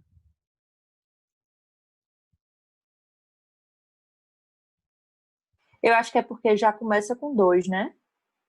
Aí Pode... forma 4, mas aí já começou com 2. Justo. É porque ele está levando em consideração o consumo, né? Verdadeiro. Isso, perdão. Ele só o saldo. Justo. O saldo realmente, porque se consumiram 2 no processo. Justo. Então a primeira está certa. A 2 diz que a etapa B indica a utilização do ácido pirúvico para o processo fermentativo. Tá, já para de ler aí, não tem nada a ver com fermentação. Isso aqui, certo?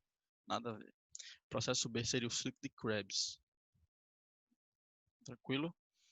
E a 3 diz que a etapa C apresenta cadeia respiratória, verdadeiro, em que os elétrons do NAD e do FAD são transferidos de uma molécula transportadora para outra, ou, em outras palavras, de uma molécula da cadeia de citocromo para outra molécula da cadeia de citocromo. Então, 1 e 3, verdadeiro. Certo? Gabarito, letra D de dado.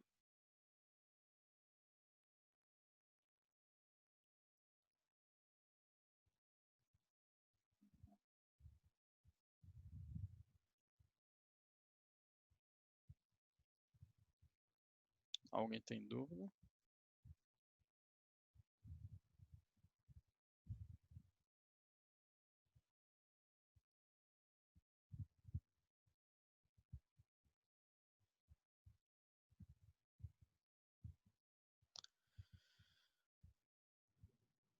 Vamos dar continuidade. Questão de número 9.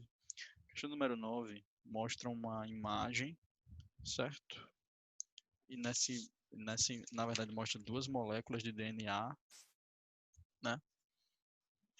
E aí, basicamente, ele diz o seguinte.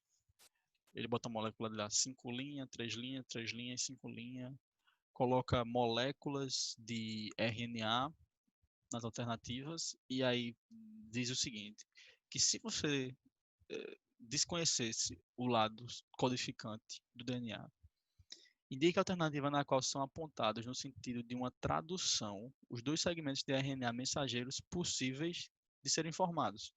Tá, o que ele está querendo dizer para você? Ele está mandando você esquecer o 5' 3', 3', 5'. Ele está pedindo para você pegar a molécula de DNA e transformar ela numa molécula de RNA, por exemplo. A primeira começa assim, ó, ATC. Eu vou escrever de 3 em 3, ó, ATC, GGC, certo? GG. Eu acho que eu consigo escrever no próprio negócio, né? Vamos ver se eu consigo aqui, se eu desenrolo. Draw. Beleza. Então a gente tem o A. Eu vou tentar escrever aqui do lado. Eita, não tem que ser aqui. Vamos lá. A gente tem A, T, G. Eu escrevo de 3 em 3 porque os códons são trincas, né? O AT, perdão, aqui que eu errei.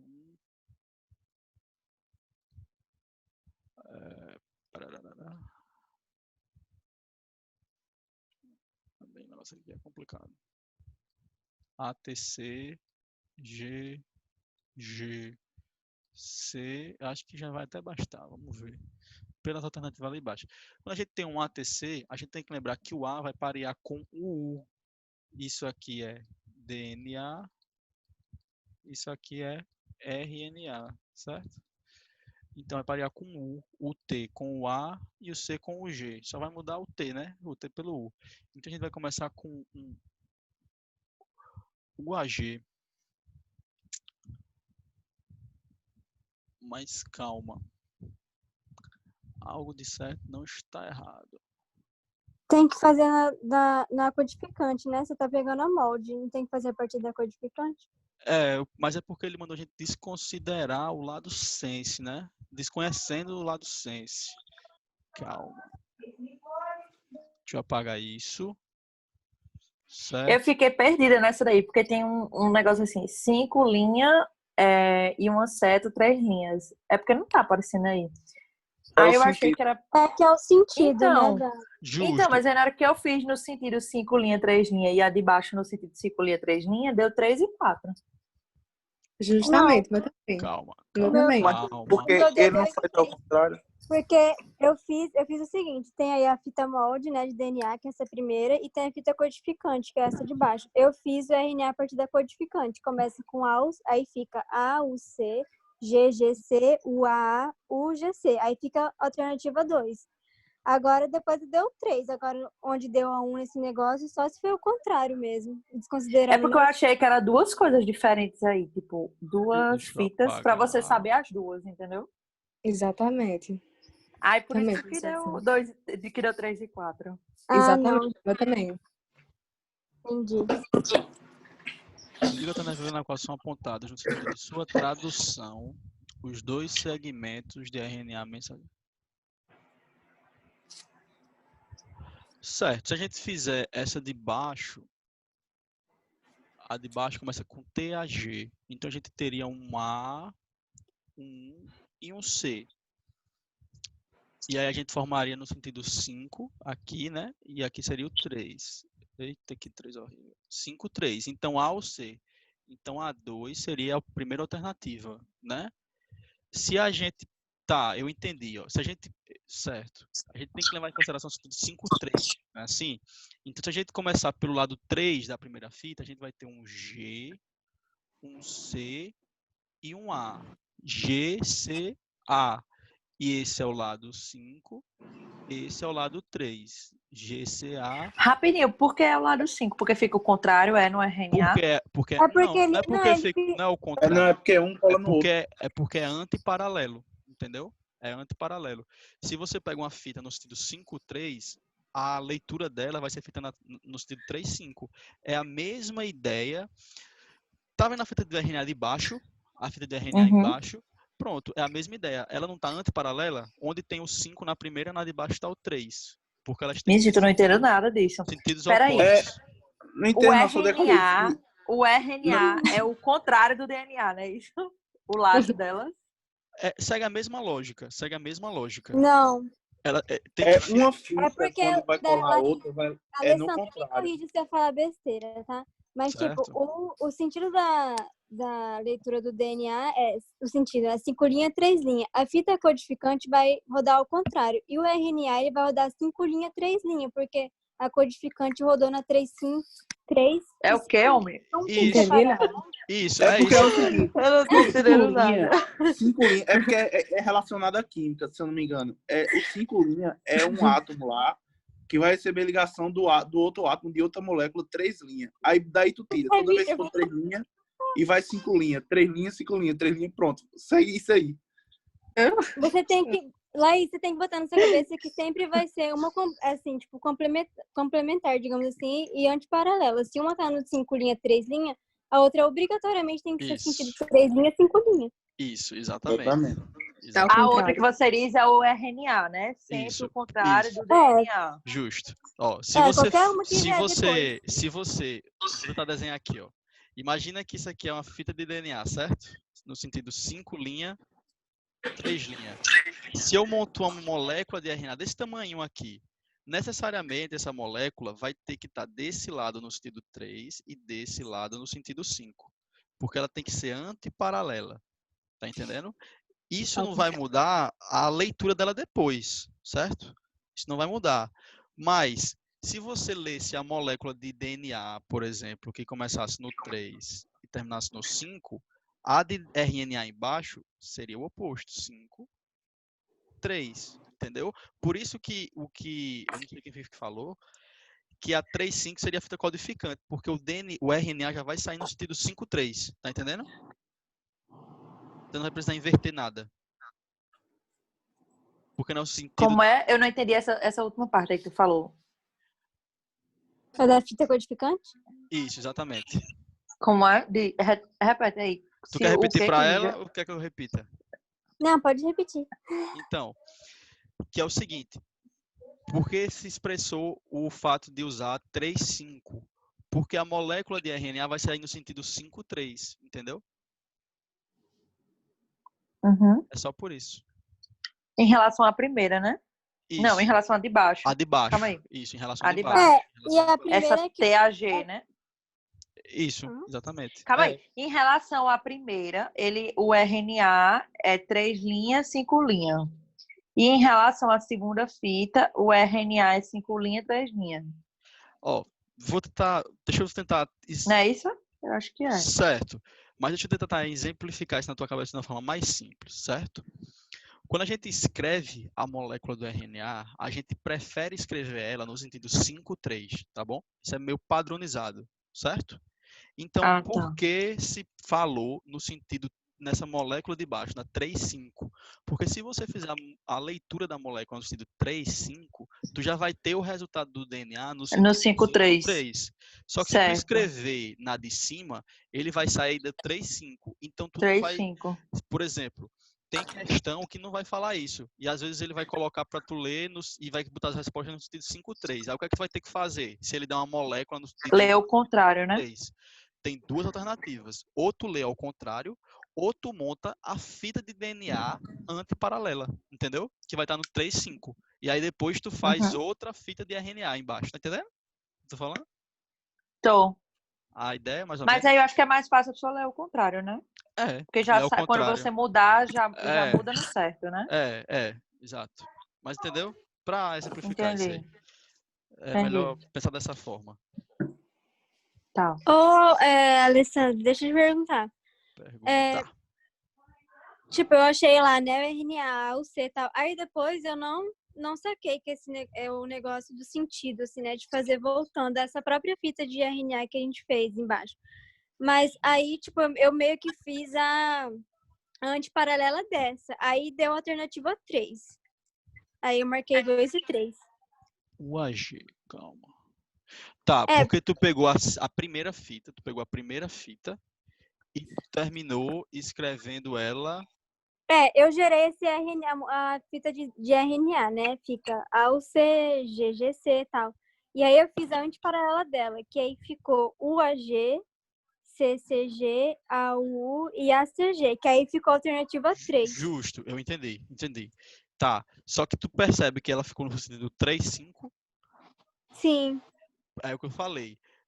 Normalmente se padroniza que a leitura da fita é feita no sentido 5, 3, entendeu? Então tu teria que inverter sim, entendi. Eu tinha que pegar a aquela fita leitura. lá de cima mesmo, a Se molde do tu, se, DNA. e se tu prestar atenção, a alternativa 1 e a alternativa 3 são fitas iguais em sentidos diferentes. Tu percebe isso? Ó? A fita 1 começa com GCA. A fita 3 termina com ACG. Se tu ler da direita para a esquerda, vai ficar GCA. Entendeu? Aí fica UU. Aí a primeira, UU. Do mesmo jeito. AGC. Entendeu o que eu tô falando? Conseguiu enxergar?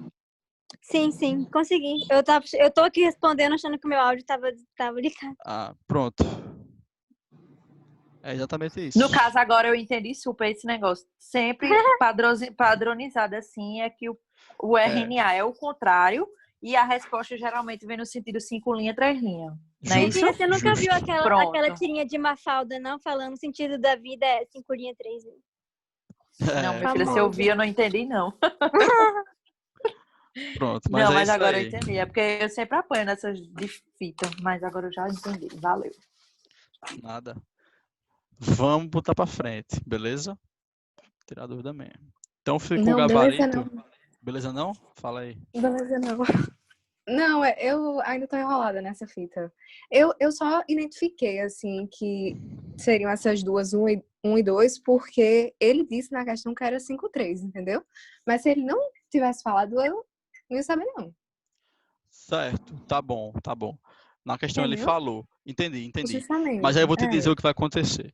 A gente tem como padrão o sentido 5, 3. Mas normalmente já Tem um padrão isso.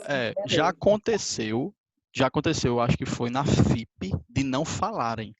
E aí você tem que entender que tem que ser o 5, 3. Mas não é comum. Normalmente, quando cai esse tipo de questão, cai na FCM. E aí, como é que ele escreve? Normalmente, como cai na FCM, cai da seguinte forma. Ele vai te dar a fita do DNA e vai te pedir a fita do RNA, certo? Uhum. Ou então, ele vai pedir para tu a sequência de aminoácido, tranquilo? Ou as duas coisas. Só que ele vai escrever na questão, por exemplo, onde tem, vamos dizer que esses números fossem alternativas da prova. Ele vai Certo. colocar na frente desse C, ele vai colocar 5, assim, ó, e no final do A, um 3, entendeu? Aí vamos dizer, Entendi. aqui nessa aqui, na letra A, ele vai colocar um 5 aqui na ponta e um 3 aqui. Tá entendendo? E aí tu vai ter que atentar para isso. Se tu fez se tá na sequência certa. Aí eu fiz no sentido 3, 5 e a alternativa A tá 3, 5 e o que eu coloquei. Entendeu? Só tem que se ligar com Entendi. isso, com sentido. Normalmente eles botam na alternativa.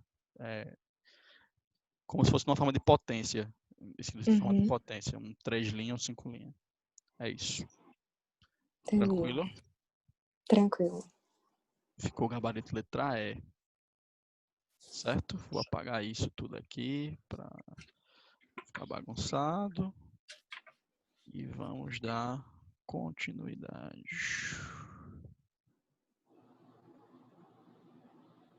Epa. Vamos lá. Questão de número 10. Questão de número 10 é uma questão de embriologia. Questão dos anexos. Questãozinha fácil, né? Assim, só para a gente aprender o conceito. Ele quer que a gente enumere. E aí, ele fala de saco vitalínico, âmnion, córion e alantóide. Vamos enumerar. Membrana que envolve completamente o embrião, delimitando a cavidade amniótica, isso é âmnion, certo? Também conhecida como serosa, essa membrana envolve todos os anexos embrionários. Córion, lembrem, o córion é a membrana que envolve tudo, certo? Quando a gente quebra um ovo de galinha, depois da casca, a primeira coisa que aparece é o córion. Digo isso. A próxima diz assim: membrana relacionada com as trocas gasosas, alantoide. E primeira membrana a ser formada, e é a que envolve o vitelo, o saco vitalínico. Tranquilo? Alternativa, letra C de casa. Certo? Tranquilo? O assunto chato esse, viu? Embriologia, Deus me livre. É chato. Obrigada, viu? Porque eu ainda não aprendi isso, não. Isso aí é um Animação. resuminho O pior de- está por vir. Isso aí até que é legalzinho. Aff, Maria. Faço que nem eu, nem aprendi. Desisto. Essa daí era só, eu só acertei por causa dessa. Você sabendo que a última era vitelo, vitelino, na prova podia vir um negócio assim, né? E a primeira também, que tem a miniótica, né? É, exatamente. Você sabendo um negócio, pronto. E no gabarito também só tinha essa. É. Não tinha nem como ficar em dúvida. Ai, meu Deus, que cai uma dessa. Pois é. Mas assim, saber os conceitos disso aí é o mais importante. E saber qual organismo desenvolve o quê. Porque nem todos desenvolvem os 4. Entendeu? Esse tipo tem diferença de mamífero, não vai desenvolver quase nenhum, né? Réptil vai desenvolver alguns, ave, alguns outros. Isso aí é interessante de lembrar. Já Tu quer um caiu. resumo sobre embriologia? Deixa eu ver aqui. Ela que tu me perguntou, vou até dar uma olhada. Diz que sim. Pode mandar tudo, de verdade. Deixa eu ver aqui. Manda logo a foto do caderno todo. Pois é, porque a gente já tá na reta final, né? Porque a única pessoa que pegou a garapa aqui foi José Vitor, meu amigo. Foi a única pessoa que pegou a garapa esse semestre. Todo semestre. Eu vendo a Xerox. Tu tirasse uma xerox, foi, meu Não Deus, acredito, não. passada. Porque José Vitor não dormiu no ponto, não. Quando ele viu lá, a primeira vez, ele disse, ei, vamos agilizar aí, né? Eu digo, leve. Tô tirando a foto aqui do que eu Arrasou. tenho de embrio. Fazia tempo que eu não abria. Resumo de embrio. Tô só tirando as fotos pra mandar. Aí vocês vão ver o seguinte, ó. Que no final vai ter uma foto de um embrião e vai ter assim, ó, amnion. E entre parênteses no amnion vai ter RAM. O que isso quer dizer? Que quem desenvolve amnion são os répteis, as aves e os mamíferos, certo? Aí, por exemplo, em saco vitelínico vai ter PRAM, porque são peixes, répteis, aves e mamíferos. Entendeu? Entenderam, né? Uhum. Para não se confundirem depois. Para saber o que é RAM, PRAM. Isso aí. Beleza, passando. Questão número 11, a penúltima. Estamos perto. A questão é rasgada. É só para vocês revisarem depois. Olha, para ter revisado, né, antes e afirmarem o conhecimento agora, que é que tecido desenvolve o quê? Aí a gente já não tem mais dúvida. Quando a gente fala de epiderme, célula do sistema nervoso e melanócito na pele, ectoderme, né? Ninguém tem dúvida disso. Quando a gente fala de notocorda, já não sei se eu lembro de embriologia, célula muscular já melhorou. Célula renal, não lembro, hemácia é bom e célula óssea é bom. Mesoderme. Quando eu falo de célula intestinal, não lembro. Célula da tireoide, não lembro. Célula do pulmão, eu lembro. Endoderme, certo? Gabarito, letra C. Como é que vocês vão lembrar de, por exemplo, eu tenho dificuldade de lembrar de endoderme. Como é que eu lembrava? Simples. Se você lembrar que sistema digestório é endoderme, você vai lembrar que sistema respiratório é endoderme. Por quê? Porque se você olhar uma foto de perfil de um corte de uma pessoa em perfil e ver o sistema digestório e ver o esôfago descendo e ver a laringe, a faringe, enfim, com a traqueia, você vai ver que o sistema respiratório parece um anexo do sistema digestório. É como se tivesse saído de dentro dele. É uma viagem, mas eu vou mandar essa foto no grupo para vocês entenderem o que eu estou querendo dizer. Acho que vocês não vão esquecer. E, por último, questão de número 12, que mostra uma foto de um zigoto. E ele pergunta que processo é esse? Isso é neurulação? Não, não é neurulação, certo? A gente tem alguns processos que são bons lembrar, mas basicamente a gente tem que lembrar de zigoto, mórula, blástula e neurula, né? Basicamente é isso aí.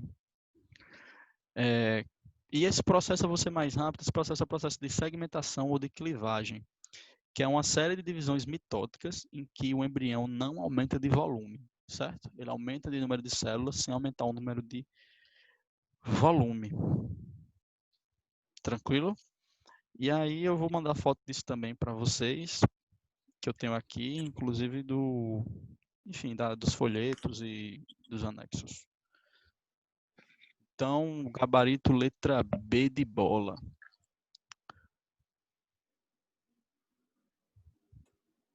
E aí, finalmente. Alguém tem alguma dúvida sobre isso? Eu quero ter os resumos também. Por mim, todo mundo pode tirar Xerox, não tem problema não. Eu deixava no Medway, né? Só que agora tá difícil. O Vitinho tirou mesmo, foi? Tu tirasse? Tirou. Ele tirou do que na época que eu tava lá, né? Que todos estávamos lá, na verdade. Eu mandei no grupo agora as fotos de evolução e de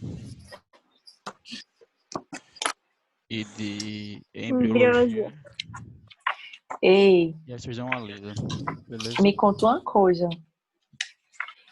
Esse negócio espera aí, essa parte de geografia da biologia, que é Geografia é foda. porque isso daqui no colégio eu dei em geografia, né? Mas biomas. esse negócio de eras, biomas, essas coisas, Vou falar a verdade. Eras cai na Famene. Eu sei, não sei. Se eu disser que eu sei, é mentira, certo? Quem faz a prova sabe, normalmente não. Porque é difícil, não é fácil não. É um assunto complicado. Tem assuntos que eu não dou valor vocês se matarem de estudar, porque eles vão ser assuntos muito específicos que vão cair na Famene e às vezes são muito difíceis na prova, entendeu? Não que o assunto seja difícil, mas que a questão, tipo zoologia.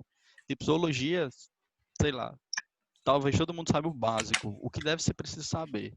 Mas na hora da prova vão perguntar sobre a guelra de um peixe da Malásia, vão perguntar sobre o pênis do tubarão. Exatamente, essas coisas. Então isso daí é o que tu acha sobre evolução e também sobre biomas? Porque, meu não, Deus, sobre biomas não. Saber sobre biomas, sobre biomas mas é fácil. Biomas é fácil. Biomas, não é fácil. Biomas não e é fácil, ciclo não. É mais fácil do que eras. Tá. Sobre biomas e o quê? E ciclos o quê? Biogeoquímicos. Certo. Eu acho importante saber a base. Bioma, isso aí também é Famene, né? Isso é Famene. Já caiu na FCM também. A FCM de um tempo... FCM não cobra muitas coisas não de era? Não, era não. Graças Um negócio que a FCM não cobrava e que veio começar a cobrar foi botânica, por exemplo, mas não cobrava. Depois do tempo que veio cobrar. Muito bom a pessoa cobrar essas coisas boas, né? Mas tirando isso, é isso. Tá bom, então. Okay. Beleza? Ei, muito obrigada. Foi top, viu? Ajudou. Valeu, Alessandro. Tá, arrasa. Valeu. Arrasa. Tchau, Até tchau. semana que vem. Tamo junto. Tchau. Eu vou mandar a gravação no grupo e já tá no grupo as fotos do caderno. Tá? E quem quiser, eu tô vendendo aí. Quem quiser. Então entrega aqui em Bananeiras. Tem comissão. Pode entregar isso. Minha irmã tá indo pra aí toda semana. Pronto, tira aí pra mim, entrega. Eu quero, de verdade mesmo.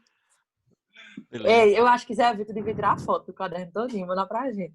Ele que teve esse trabalho, né? Desde pequeno, por favor, me manda. É quase 400, 300 páginas. Ei, mas eu já tirei tanta foto, já tem foto de quase tudo. Não. Tem não. Acho que só não tem de fisiologia.